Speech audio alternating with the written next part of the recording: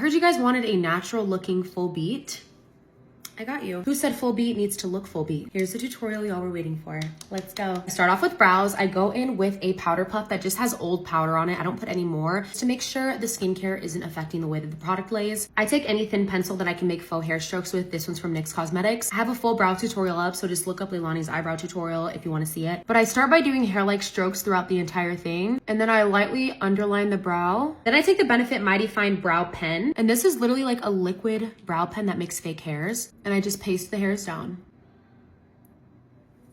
After cutting with concealer before, brows are done. Now for the most important part, the base. Recently been loving the Vitamin Enriched Face Base by Bobbi Brown. It just gives you the best, most smoothest base to start your makeup with. I take a brighter concealer and put on the inner corner. This one's from Too Faced. And then one that's closer to my skin tone and put that on the outer part of the eye. This is from Hourglass. And then the Huda Color Corrector in Peach just to neutralize. I take my D'Alba White Truffle Spray Serum. I spray it straight on my beauty blender, and this is gonna make your under eyes just be so much more seamless, so much more skin-like. And then I just go in with a very light hand. If you go too heavy, it's gonna pick it up. As you can see, that peach is neutralizing, so it looks more like my skin tone than if I were to do without.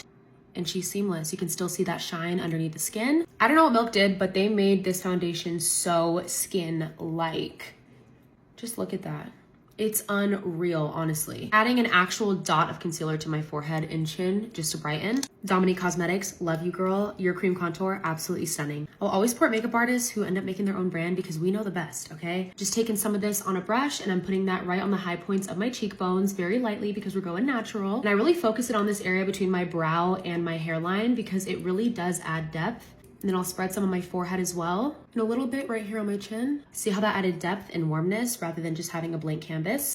Huda Beauty Peach Sorbet Blush. I personally like orangey pinky blushes on me. I'm gonna keep that placement on the upper cheekbone and then I just dab and blend in. These are super creamy, so you're gonna have no problem blending with these. We still look like skin, but the face is obviously beat. Taking a little bit of my P. Louise Base Pro and I'm gonna put that on the lids. I usually put this on even if I don't put eyeshadow on because it's obvious if you have no makeup on your lids, but makeup on the rest of your face. Just blend that in with a concealer brush. Listen closely, you want a pressed powder. This one from Rare Beauty looks the most skin-like in my opinion. I will use a powder puff till the day she disintegrates in my hand, so I have no shame. I really like this Morphe one because it has a very thin point. You can really get all up in there and I set under my eyes. This under eye is set, but there's no brightness, it's just set. I set my chin. I basically set my entire T-zone with the powder puff. I use a fluffy brush and I just lightly tap. I don't dust because it's gonna pick up foundation since it's still not set. It doesn't look like we have more than one layer of makeup on, and we do. Before I bake, I always bronze. I'm taking my Armani Luminous Silk Bronzing Powder in 110, and I like to tap my bronzer on at first, and then I flick. I don't ever do that swirling motion that you sometimes see people do because I feel like it makes my makeup more splotchy. Then I'm gonna bronze the nose up a little bit. Of course, this is an option, but I feel like it just, I always start from the middle of my brow and just connect straight down, and I blend inwards. Now I go in with my loose powder. This is a Huda Beauty Cherry Blossom Loose Powder, and I will follow that line of where I did the contour and the rest will just flow out this way. And I'll press that into my forehead and chin as well. Time to dust the bake off. I press it in and then wipe. Same thing with under the eyes, press in and then flick.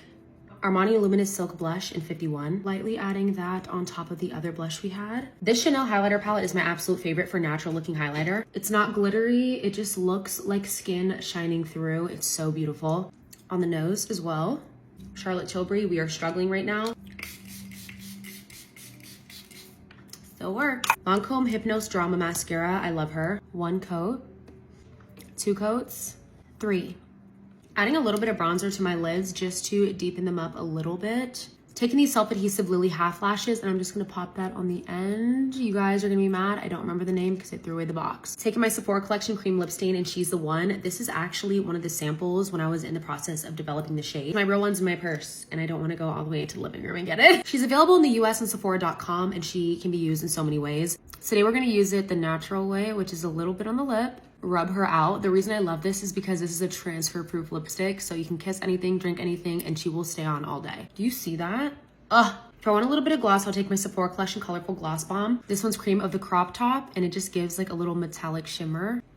Oh my gosh. Hit it with your One Size Until Dawn spray. That is what I call a natural full beat.